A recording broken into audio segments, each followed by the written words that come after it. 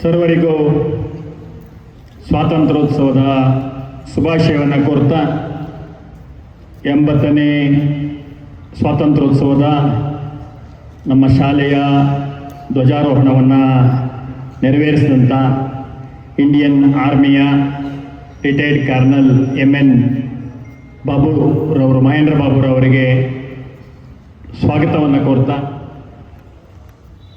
ಸುದರ್ಶನ್ ರವರೇ, ಜಯಿತಾರವರೇ, ಆತ್ಮೀಯ ಶಿಕ್ಷಕರೇ, ನನ್ನ ನೆಚ್ಚಿನ ವಿದ್ಯಾರ್ಥಿನಿಯರೇ,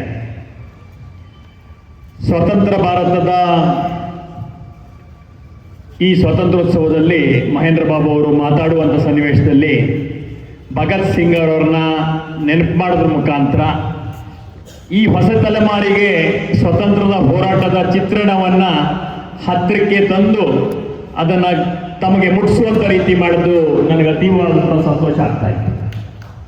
ಒಂದು ಇತಿಹಾಸದ ಅರಿವನ್ನು ಪರಿಪೂರ್ಣತೆಗೊಳಿಸ್ಕೊಂಡೇವು ಅಂದರೆ ಭವಿಷ್ಯವನ್ನು ಕಟ್ಟುವುದರಲ್ಲಿ ನಾವು ಸಫಲರಾಗಲಿಕ್ಕೆ ಸಾಧ್ಯ ಆಗೋದಿಲ್ಲ.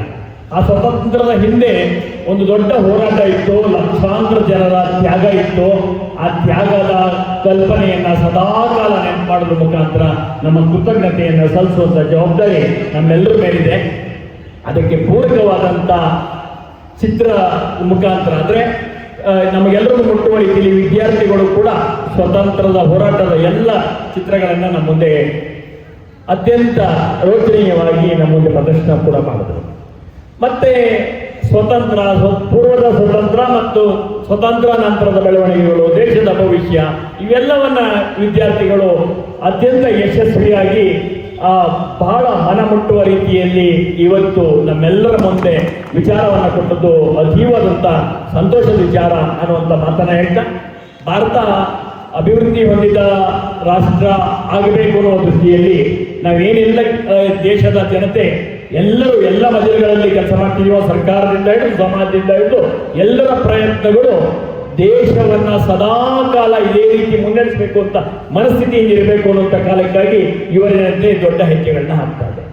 ಅದರಲ್ಲೂ ವಿಶೇಷವಾಗಿ ಇವತ್ತು ನಮಗೆ ಯಾವುದೋ ಒಂದು 10 ವರ್ಷದಿಂದ ನಾವು ಮಾತಾಡ್ತಾ ಇದ್ರೆ ಈ IT ಇಂಡಸ್ಟ್ರಿ ಬಗ್ಗೆ ದೇಶದಲ್ಲಿ ಒಂದು ರೀತಿ ಹೊಸ ಸಂಚಲನ ಉಂಟು ಮಾಡಿದೆ ಅನ್ನುವಂಥ ಮಾತನ್ನು ಆಗ್ತಾ ಇದ್ದೀವಿ. ಇವತ್ತು ಆರ್ಟಿಫಿಷಿಯಲ್ ಇಂಟೆಲಿಜೆನ್ಸ್ ಬಂದಿದೆ, ಮತ್ತೊಂದು ಮಜಲು ತಗೊಳ್ತಾ ಇದೆ, ಮತ್ತೇನೋ ಅಂತ ಪ್ರಶ್ನೆಗಳು ಕೂಡ ಮುಂದೆ ನಮ್ಮ ಮುಂದೆ ಹೆಜ್ಜೆ ಆಗ್ತಾ ಇದೆ. ಆದರೆ ಇನ್ನೊಂದು ಕಡೆ ನಮ್ಮ ಇಸ್ರೋ ಅಂತ ಸಾಧನೆಗಳಿಗೆ ನಮಗೆ ಖಾಸಗಿಗೆ ಅವಕಾಶ ಕೊಟ್ಟು ಪ್ರಪಂಚದಲ್ಲಿ ಇರ್ತಕ್ಕಂಥ ಎಲ್ಲ ಅವಕಾಶಗಳನ್ನು ಒಂದಲ್ಲ ಒಂದು ರೂಪದಲ್ಲಿ ಈ ದೇಶ ಮುಂಚೂಣಿಯಲ್ಲಿ ಪಡಿಬೇಕು ಅನ್ನುವಂಥ ಪ್ರಯತ್ನವನ್ನು ಕೂಡ ಸ್ಪೇಸ್ ಎಕ್ಸ್ ಅಂತ ಪ್ರೈವೇಟ್ ಸ್ಯಾಟಲೈಟ್ ಲಾಂಚಿಂಗ್ಸ್ ಇವುಗಳನ್ನ ಕಂಪ್ನಿಗಳು, ಸ್ಟಾರ್ಟ್ಅಪ್ಗಳು ಬರುವಂಥ ಹೊಸ ರೂಪಗಳಲ್ಲಿ ಬೇರೆ ಒಂದು ಕಡೆ ಉದ್ಯೋಗ ಸೃಷ್ಟಿ ಒಂದು ಕಡೆ ಆಗ್ಬೋದು, ಪ್ರಪಂಚದ ಆ ಲೀಡರ್ಶಿಪ್ ನಮ್ಮ ಜೊತೆ ಇಟ್ಕೊಳ್ಳುವಂಥ ಪ್ರಯತ್ನಗಳು ಒಂದು ಕಡೆ ನಡೀತಾರೆ. ನಾವು ಒಂದು ಕಾಲದಲ್ಲಿ ಬಡತನದಲ್ಲಿ ಹಸಿವಿಗಾಗಿ ಹೋರಾಟ ಮಾಡ್ತಿದ್ದಂಥ ಕಾಲ ದಾಟಿ ಬಂದಿದ್ದೀವಿ. ಇವತ್ತಿನ ನಿರೀಕ್ಷೆಗಳು ಬಹಳಷ್ಟು ಬೇರೆ ಬೇರೆ ಇವೆ. ಇವತ್ತು ತುಂಬ ಶಿಕ್ಷಣವಂತರಿದ್ದಾರೆ.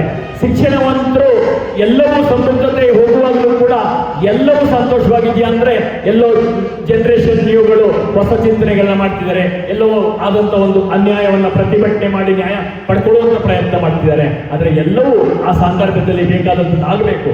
ಆದರೆ ರಾಷ್ಟ್ರ ಮೊದಲು ಅನ್ನುವಂಥ ಸ್ಪಷ್ಟ ಕಲ್ಪನೆಯೊಂದಿಗೆ ಆಗಬೇಕಾಗಿದೆ. ಇಲ್ಲಾಂದ್ರೆ ಇವತ್ತಿನ ಸೋಷಿಯಲ್ ಮೀಡಿಯಾಗಳು ಬಯಾಸ್ ಮಾಡಿ ದಿಕ್ಕನ್ನು ಬದಲಿಸಿ ಬೇರೆ ಬೇರೆ ಹೆಜ್ಜೆಗಳನ್ನು ಹಾಕ್ಬೋದು. ಮೊದಲು ನಮ್ಮ ಇವತ್ತಿನ ಅತಿಥಿಗಳು ಹೇಳುವಂಥ ಸನ್ನಿವೇಶದಲ್ಲಿ ಇಂಟರ್ನಲ್ ಥ್ರೆಟ್ ಅಂಡ್ ಎಕ್ಸ್ಟರ್ನಲ್ ಥ್ರೆಟ್ನ ಡಿಫೆನ್ಸ್ ಮುಖಾಂತರ ನಾವು ತಡೆದಿರಬಹುದು. ಆದರೆ ಅಂತಾರಾಷ್ಟ್ರೀಯವಾಗಿ ಬೇರೆ ಬೇರೆ ರೀತಿಯಲ್ಲಿ ನಮ್ಮನ್ನ ದುರ್ಬಲಗೊಳಿಸುವಂಥ ಪ್ರಯತ್ನಗಳು ಬೇರೆ ಬೇರೆ ರೂಪದಲ್ಲಿ ನಡೀತವೆ. ಇವತ್ತು ಬಾಂಗ್ಲಾದೇಶ ಈ ಸನ್ನಿವೇಶದ ದುರ್ಬಲತೆಗೆ ಆ ದೇಶದ ಕಾರಣ ಅಲ್ಲ, ಬಾಹ್ಯ ಕಾರಣಗಳು ಕಾರಣವಾಗಿದೆ. ಅಂದರೆ ಮುಂದೆ ಕೂಡ ನಾನು ಯುವಕರಿಗೆ ನಿಮಗೆಲ್ಲರಿಗೂ ಹೇಳುವುದೇನೆಂದರೆ, ಇಂಥ ಸನ್ನಿವೇಶಗಳು ಸದಾಕಾಲ ಸೃಷ್ಟಿ ಮಾಡಿ ತಾವು ಇದರ ಲಾಭ ಪಡಿಬೇಕು ಅನ್ನುವಂಥ ಅನ್ಯ ದೇಶಗಳು, ನಮ್ಮ ನೈಬರಿಂಗ್ ಕಂಟ್ರೀಸ್ ಅಷ್ಟೇ ಅಲ್ಲ, ದೂರದಲ್ಲಿರ್ತಕ್ಕಂಥ ಯಾವುದೋ ದೇಶಗಳು ಕೂಡ ಇಂಥ ಸ್ಥಿತಿಗಳನ್ನು ತಾನು ತನ್ನ ಲಾಭಕ್ಕೆ ಪಡೆಯುವಂಥ ಪ್ರಯತ್ನ ಮಾಡ್ತಾ ಇರ್ತವೆ. ಅಂತ ಎಲ್ಲ ಸನ್ನಿವೇಶಗಳಲ್ಲೂ ಕೂಡ ನಾವು ಒಂದು ಕಡೆ ಅನ್ಯಾಯ ವಿರುದ್ಧ ಹೋರಾಟ ಮಾಡಬೇಕು. ಆ ಚೌಕಟ್ಟು ಎಲ್ಲಿರಬೇಕು ಅಂದರೆ ಸದಾಕಾಲ ದೇಶವನ್ನು ಸುರಕ್ಷಿತಗೊಳಿಸ್ಕೊಳ್ತಾ ನಮ್ಮ ದೇಶದ ಅಭಿವೃದ್ಧಿಗೆ ಸರಿಪಡಿಸಬೇಕಾದ ಕ್ರಮಗಳು ಕಡೆಗೆ ಮಾತ್ರ ನಮ್ಮ ಹೆಜ್ಜೆಗಳಿರಬೇಕು. ಇಂಥ ದೃಷ್ಟಿಕೋನ ಇಟ್ಟುಕೊಂಡು ಬೇರೆ ಬೇರೆ ಸನ್ನಿವೇಶದಲ್ಲಿ ಆಗುವಂತ ಎಲ್ಲ ವಿಚಾರಗಳನ್ನು ಸಂಯಮದಿಂದ, ನಮಗೆ ಒಂದು ಭದ್ರ ಬುನಾದಿ ಇದೆ. ನಮ್ಮ ಸಂಸ್ಕಾರ ಎಷ್ಟು ಗಟ್ಟಿಗಿದೆ, ಸಂಸ್ಕೃತಿ ಎಷ್ಟು ಗಟ್ಟಿಗಿದೆ ಅಂದ್ರೆ ಅದಕ್ಕಾಗಿ ನಾವು ಇಷ್ಟೆಲ್ಲ ಒಟ್ಟುಗಟ್ಟಾಗಿರ್ಲಿಕ್ಕೆ ಸಾಧ್ಯ ಇದೆ. ನಮ್ಮ ಭವಿಷ್ಯವು ಇಂಥ ಸಂಸ್ಕೃತಿಯಿಂದ ಕೂಡಿದ ಹೆಜ್ಜೆಗಳ ಜೊತೆಗೆ ನಮ್ಮ ಭವಿಷ್ಯವನ್ನು ರೂಪಿಸುವಂತ ಪ್ರಯತ್ನವನ್ನ ಯುವ ಸಮೂಹ ಮುಂದಿನ ದಿವಸಗಳಲ್ಲಿ ನೇತೃತ್ವ ವಹಿಸಿ ಮಾಡಬೇಕಾಗಿದೆ.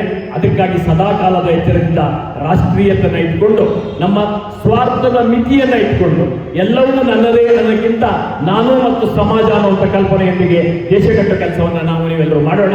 ಅದಕ್ಕಾಗಿ 80ನೇ ವರ್ಷ ಏನು ಬಂದಿದೆಯೋ 2047ಕ್ಕೆ ನಾವು ಏನು ವಿಕಸಿತ ಭಾರತದ ಕಲ್ಪನೆ ಏನೆಲ್ಲ ಇಟ್ಕೊಂಡಿದ್ವೋ ಅದು ಬರೀ ಅಭಿವೃದ್ಧಿ ಅಷ್ಟೇ ಅಲ್ಲ. ಅಭಿವೃದ್ಧಿ, ಸಮೃದ್ಧಿ, ಸಂತೋಷ, ಸಮಾಧಾನ ಎಲ್ಲವೂ ಸೇರದ ಭಾರತ ಆದಾಗ ಅದಕ್ಕೊಂದು ಅತ್ಯಂತ ಎತ್ತರದ ಮೌಲ್ಯ ಸಿಗುತ್ತೆ.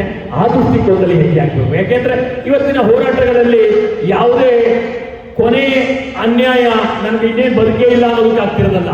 ಬದುಕಿನಲ್ಲಿ ಆಗಿರತಕ್ಕಂಥ ಉನ್ನತೀಕರಣ ಇನ್ನಷ್ಟು ಉನ್ನತೀಕರಣ ಸಮೀಕರಣ ಜೊತೆ ಹೋಗಬೇಕು ಅನ್ನುವಂಥ ದೃಷ್ಟಿಕೋನ ಹೊಸ ತಲೆಮಾರಿನಲ್ಲಿ ಬಂದಿರತಕ್ಕಂಥದ್ದಕ್ಕಾಗ್ತಾ ಇದೆ. ಅವೆಲ್ಲವನ್ನ ಸರಿಪಡಿಸಲಿಕ್ಕೆ ಸಮಯನೂ ಇದೆ, ಅವಕಾಶವೂ ಇದೆ. ಆದರೆ ಸಂಯಮದಿಂದ ಈ ಹೆಜ್ಜೆಗಳು ಸದಾಕಾಲ ಜಾಗೃತವಾಗಿ ರಾಷ್ಟ್ರ ಪ್ರೇಮದೊಂದಿಗೆ ಹೆಜ್ಜೆ ಹಾಕುವಂಥ ಸೂಕ್ಷ್ಮ ಸಂವೇದಿಯನ್ನ ನಾವೆಲ್ಲರೂ ಇಟ್ಟು ದೇಶ ಕಟ್ಟೋಣ ಅನ್ನುವಂಥ ಮಾತೊಂದಿಗೆ ಮತ್ತೊಮ್ಮೆ ತಮಗೆಲ್ಲರಿಗೂ ಸ್ವಾತಂತ್ರ್ಯೋತ್ಸವದ ಶುಭಾಶಯಗಳೊಂದಿಗೆ ನನ್ನ ಮಾತು ವಿರಾಮ ನೀಡ್ತಾ ಇದ್ದೀನಿ. ಧನ್ಯವಾದ.